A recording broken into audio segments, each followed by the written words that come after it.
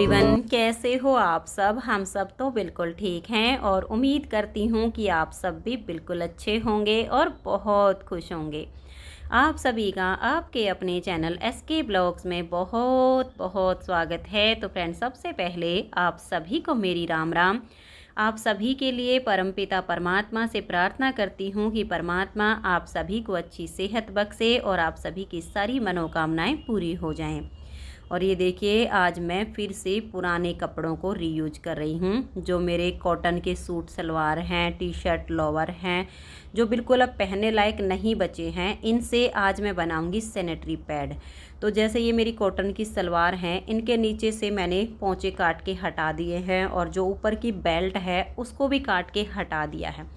फिर इसके बीच में जो पार्ट लगे होते हैं, कली होती हैं, तो पार्ट को अलग निकाल लेते हैं और कली को फिर ऐसे ही रख के उसके बीच में से हम अपने नाप के और पीसीज काट लेंगे। तो ये जो हमारे कॉटन के सूट सलवार होते हैं, साल भर में हम पुराने कपड़े एक तरफ निकालते हैं कि ये अब पहनने लायक हैं, ये नहीं हैं। तो कई बार हम सोचते हैं कि इतने सारे कॉटन के सूट सलवार हैं जो कि फट चुके हैं, किसी को हम दे भी नहीं सकते हैं, तो इनका क्या करें।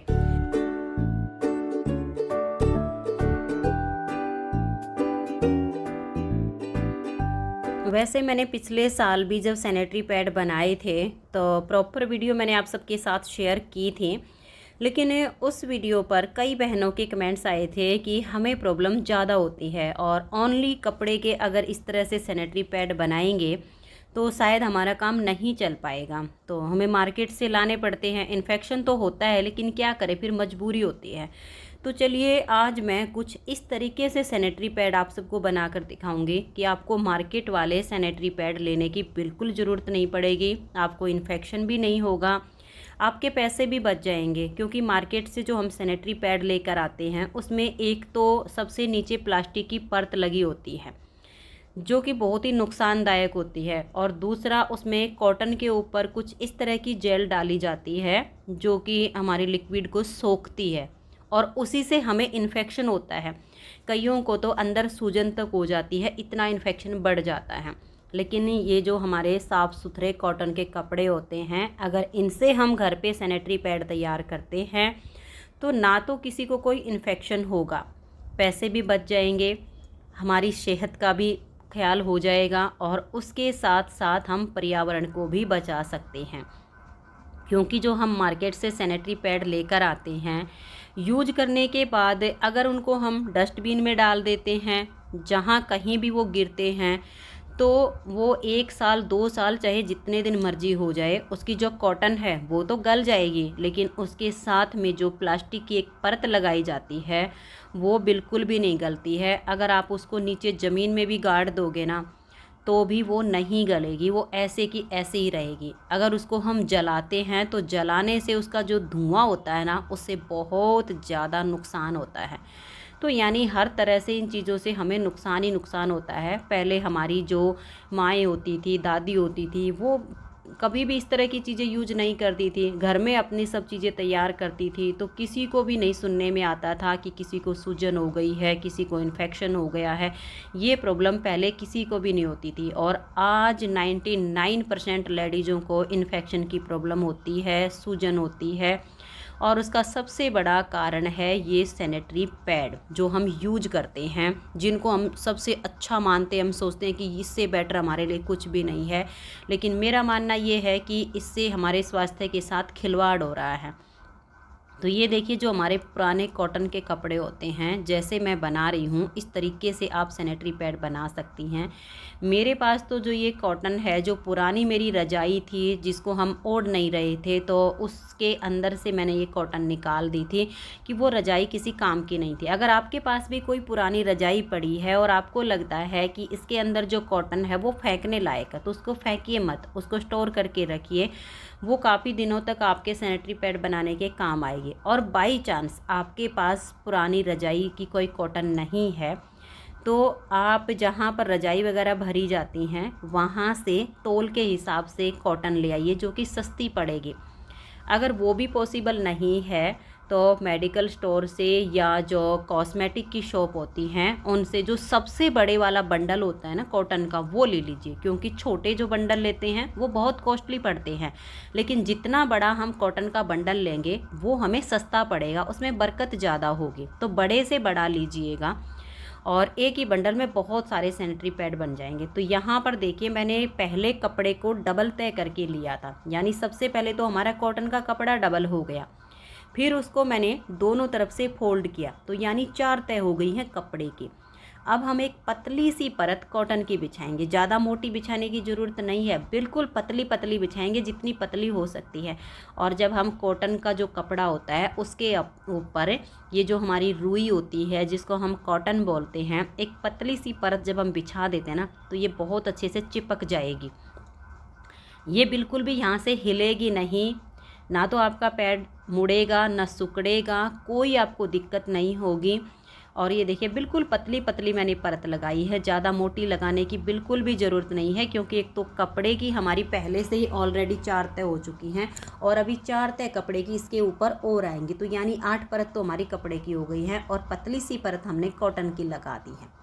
तो इस तरीके से आप इसको लगाइए। और देखिए मैंने तो जैसे पूरे में लगा दी है कॉटन, अगर आपके पास कॉटन कम है तो आगे पीछे का जो हिस्सा है ना उसमें आप कॉटन मत लगाइए, ओनली बीच का जो हिस्सा है वहाँ पर कॉटन लगा दीजिए, क्योंकि हमें हर चीज़ को देखना है। अगर मान लिया हम एक बंडल लेकर आए हैं तो हम सोचते हैं कि उसमें से हमारे काफ़ी सारे सैनिटरी पैड बन जाएँ, बचत हो जाए, तो बीच बीच में लगाइए। आगे पीछे का जो हिस्सा है उसमें सिर्फ कपड़ा रहने दीजिए। इसको इस तरह से फोल्ड कीजिए और इसको ऐसे रख दीजिए। जितने भी आपके पास कॉटन के कपड़े हैं इसी तरह से काट काट के और सारे के सारे आप सैनिटरी पैड एक साथ पहले फोल्ड कर करके रख लीजिएगा। तो आज मैं साल भर के लिए स्टॉक अपना तैयार कर दूंगी, क्योंकि रोज़ रोज़ इतना टाइम होता नहीं है। 1 या 2 दिन जो हमारे पास टाइम एक्स्ट्रा होता है उसमें हम ये काम करके रख सकते हैं, फिर साल भर की छुट्टी हो जाती है। तो ये देखिए बिल्कुल पतली पतली सी लेयर मैंने कॉटन की लगाई है। अब जितने भी आपको पैड बनाने हों ऐसे लगाइएगा, ज़्यादा मोटी परत होने मत दीजिएगा, बिल्कुल पतली रखिएगा। और फिर आप देखिए इसको यूज कीजिए, आप खुद कहोगे कि हाँ ये बहुत अच्छा आइडिया है, इससे हमारे पैसे भी बच गए हैं, हमारे को कोई इन्फेक्शन भी नहीं हुआ है, स्वास्थ्य के साथ साथ हमने पर्यावरण का भी ध्यान रखा है।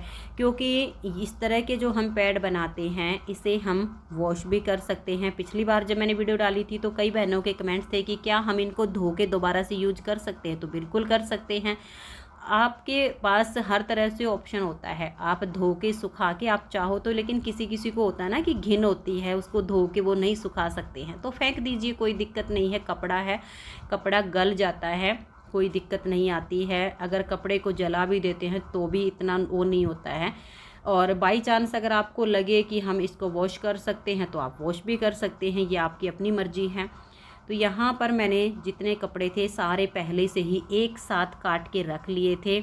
और फिर ये देखिए जिस तरीके से मैं तय बना रही हूँ आप इसी तरीके से बनाइए।